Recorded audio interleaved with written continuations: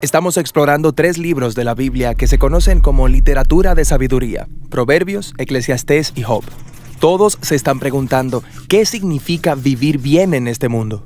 Ya hemos visto a Proverbios, a quien puedes imaginar como una brillante y joven maestra. Ella se dedica a perseguir la sabiduría, un atributo de Dios que está tejido en la realidad. Ella es optimista al creer que si utilizas la sabiduría, construirás una vida exitosa. Entonces llegamos con Eclesiastés, que es más bien como un crítico de mediana edad, y él dice: ¿Tú piensas que usar la sabiduría te traerá éxito?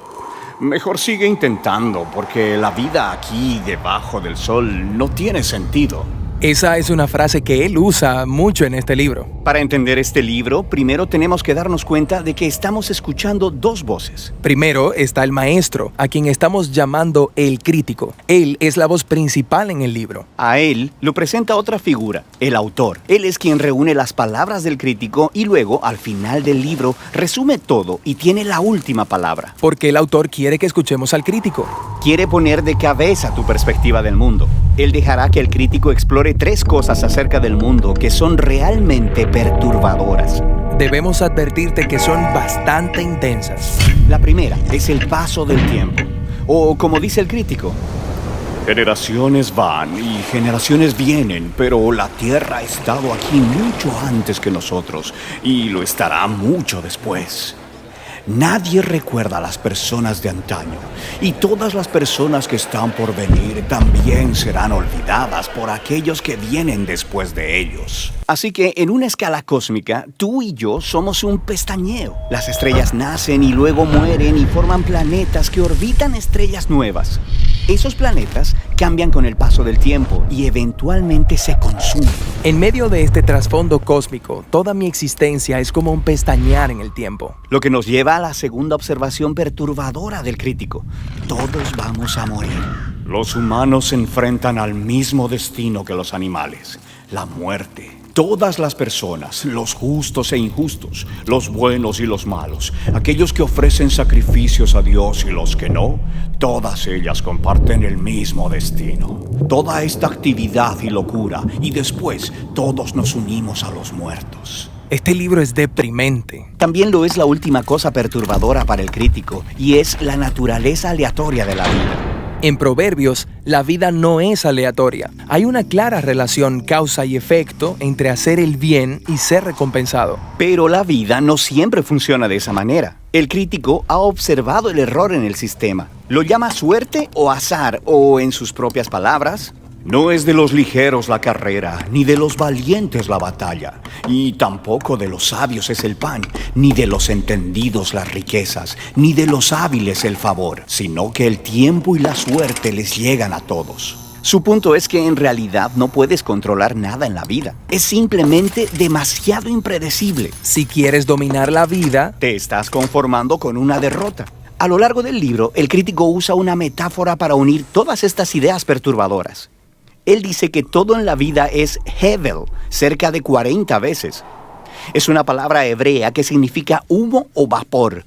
Como el humo, la vida es hermosa y misteriosa. Toma una forma y antes de que te des cuenta, toma otra. El humo se ve sólido, pero intenta tomarlo.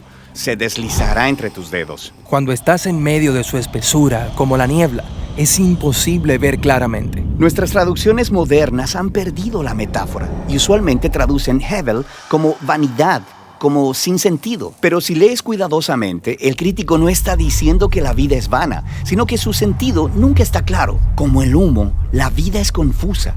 Es desorientadora e incontrolable. ¿Qué se supone que hagamos con todo esto? Sorprendentemente, el crítico reconoce primero la perspectiva de Proverbios. Él dice que es realmente una buena idea aprender sabiduría y vivir en el temor del Señor. ¿En serio? Digo, él acaba de decir que eso no nos garantiza el éxito. Pero él sabe que es lo correcto. En segundo lugar, y más frecuentemente, él dice que ya que no puedes controlar tu vida, deberías dejar de intentarlo. Aprende a sujetar las cosas con una mano abierta, porque en realidad solo puedes tener control de una cosa, de tu actitud hacia el ahora. Deja de preocuparte, él dice, y elige disfrutar una buena conversación con un amigo, o el sol en tu rostro, o una buena comida con las personas que quieres. Las cosas simples de la vida. Sí, tanto las cosas buenas como las malas, porque ambas son ricos regalos de Dios. Y esa es la sorprendente sabiduría de Eclesiastés. Escuchar al crítico es doloroso y puede llevarte a algunos lugares oscuros. Esa es la razón por la que el autor habla al final del libro. Él no quiere que pierdas la esperanza. Él quiere hacerte humilde, una persona que confía que la vida tiene sentido, incluso cuando no puedes encontrarlo. Que un día Dios va a dispersar la Hevel y traer justicia sobre todo lo que hemos hecho. Él nos dice que la respuesta adecuada a todo esto es temer al Señor y guardar sus mandamientos. El libro de Eclesiastés es parte de la literatura de sabiduría de la Biblia. Inicia con esta línea: palabras del Kohelet, hijo de David, rey en Jerusalén. En hebreo, la palabra Kohelet significa alguien que ha reunido a un grupo de personas, y en este caso es para aprender, así que frecuentemente se traduce como maestro en español. Y el maestro dice ser un hijo o descendiente del rey David, así que hay diferentes puntos de vista de quién podría ser este personaje. Muchos piensan que se refiere al rey Salomón, otros que quizá uno de los reyes posteriores en el linaje de David, y otros más piensan que es un maestro posterior de Israel, quien ha adoptado una identidad similar a Salomón como herramienta de enseñanza. Sea cual sea la perspectiva correcta, la clave es reconocer que el maestro es un personaje dentro del libro y es diferente al autor del libro, quien permanece anónimo. Así que escuchamos la voz del maestro a lo largo de casi todo el libro, pero es en realidad otra voz, la del autor, la que nos introduce el maestro en la primera oración. Y al final, concluye el libro resumiendo y evaluando todo lo que el maestro acaba de decir. Así que el autor es alguien que quiere que escuchemos todo lo que el maestro tiene que decir y luego nos ayuda a procesarlo y a llegar a nuestras propias conclusiones. Entonces, ¿qué es lo que el maestro tiene para decir? Bueno, el autor resume el mensaje básico del maestro tanto al principio como justo al final. Y este mensaje es Hevel, Hevel. Todo es completamente Hevel. La mayoría de las Biblias en español traducen esta palabra Hevel como vanidad, pero esa palabra no captura completamente el corazón de la idea. En hebreo, Hevel literalmente significa vapor o humo, y el maestro utiliza esta palabra 38 veces en el libro como una metáfora para describir cómo la vida, primero que nada, es temporal o pasajera, como un soplo de humo. Pero en segundo lugar también, cómo la vida es un enigma o paradoja. Como el humo, esta parece sólida, pero cuando intentas aferrarte a ella no hay nada ahí. Así que hay mucha belleza y bondad en el mundo, pero justo cuando estás disfrutándola, la tragedia golpea y parece que todo se esfuma. Bueno, todos tenemos un fuerte sentido de la justicia, pero todo el tiempo le suceden cosas malas a la gente buena. Así que constantemente la vida es impredecible, inestable, o en las palabras del maestro, como correr tras el viento. Hevel.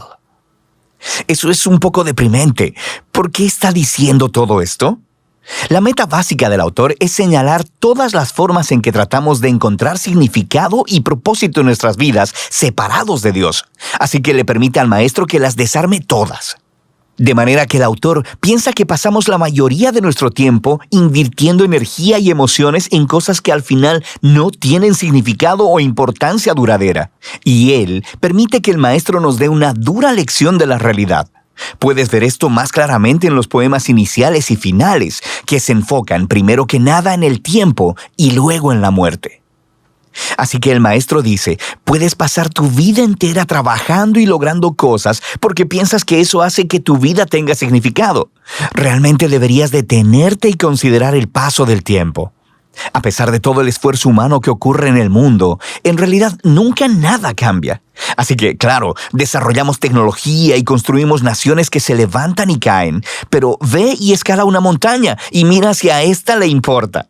Ella estaba ahí antes que todos nosotros y estará ahí mucho después. Quiero decir, dentro de 100 años, nadie va a siquiera recordarte o nada de lo que hiciste, pero esa montaña seguirá ahí. Y las olas seguirán rompiéndose en la playa y el sol seguirá saliendo y poniéndose. Así que el tiempo eventualmente nos borrará a ti y a mí y a todo lo que nos importa. Y como si eso no fuera lo suficientemente desalentador, el maestro a lo largo de todo el libro no puede dejar de hablar acerca de la muerte, especialmente en este poema cerca del final. Él dice que la muerte es el gran ecualizador y hace que la mayoría de nuestras actividades diarias sean insignificantes. Devora a los sabios y a los necios, a los ricos y a los pobres. No importa quién seas, lo que hayas hecho, bueno o malo, todos moriremos y no hay escapatoria. Así que, con estas dos ideas en la mano, el maestro continúa considerando todas las actividades y las falsas esperanzas en las que invertimos nuestras vidas para encontrar significado e importancia, como las riquezas o una carrera, el estatus social o el placer. De manera que, ¿crees que trabajar duro hará que tu vida valga la pena? Piensa acerca del estrés y el daño que te produce, toda la ansiedad y las noches sin sueño. Y para cuando hayas generado alguna riqueza, ya serás demasiado viejo para disfrutarlas. Y para cuando tengas que dejárselas a alguien, a ellas quizá ni les importe nada de lo que hiciste para ganarlas. O quizá pienses que el placer hará que la vida valga la pena para ti. Anda, vive para tus vacaciones, vive para las fiestas de fin de semana. El lunes siempre llegará. Hevel, todo es completamente Hevel. Entonces, ¿qué está promoviendo el maestro? ¿Que nos convirtamos en hedonistas o en puros relativistas? Bueno, no. Eso también sería Hevel. El maestro reconoce las ideas de Proverbios de que vivir con sabiduría y en el temor del Señor tiene ventajas reales. Si vives así en general, te irá bien en la vida. Pero mira, el problema es que incluso viviendo en la sabiduría y el temor del Señor, eso también es Hevel, porque no garantiza una buena vida. Hay buenas personas que mueren trágicamente, y hay personas horribles que viven una vida larga y próspera. Simplemente hay demasiadas excepciones, así que incluso la sabiduría es Hevel. No es vanidad, sino un enigma. La sabiduría no siempre funciona de la manera en que piensas. Entonces, ¿cómo podemos avanzar en medio de toda esta Hevel?